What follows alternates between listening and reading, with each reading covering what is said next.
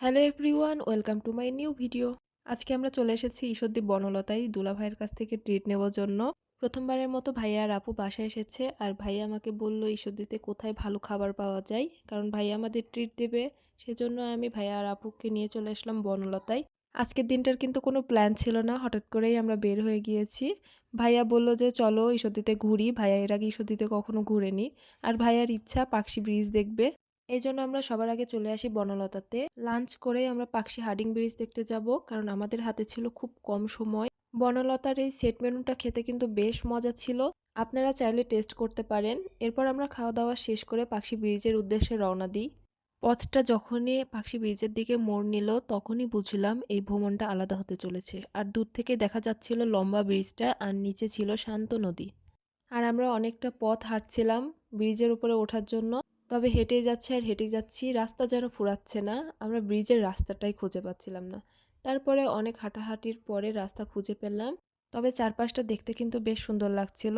আমার বাসা ঈশ্বরদীতেই, তবে এর আগে কখনো এই পাকশি ব্রিজে ওভাবে আসা হয়নি। এসেছিলাম একবার খুব ছোটবেলায়, সবাই মিলে আসার অন্যরকম একটা মজা। এসে কিন্তু বেশ ভালো লাগছিল, আমরা সবাই খুব এনজয় করেছি। ব্রিজে উঠে দাঁড়ানোর পর অন্যরকম একটা সৌন্দর্য ছিল। পাকশি ব্রিজের এই রেল লাইনগুলো দেখতে কিন্তু বেশ ভালো লাগছিল।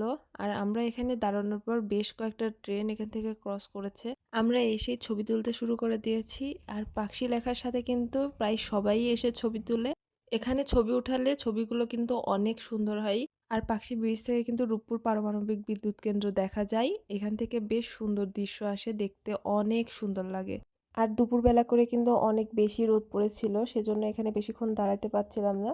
আমরা এখানে কিছু ছবি তুলি, আর এখানকার ছবিগুলো কিন্তু দেখতে অনেক সুন্দর লাগছিল। আর আমি কিন্তু অনেক বেশি ছবি তুলেছি, আমার ছবি তুলতে তুলতে আমার ছোট বোন প্রায় হাঁপিয়েই গিয়েছে।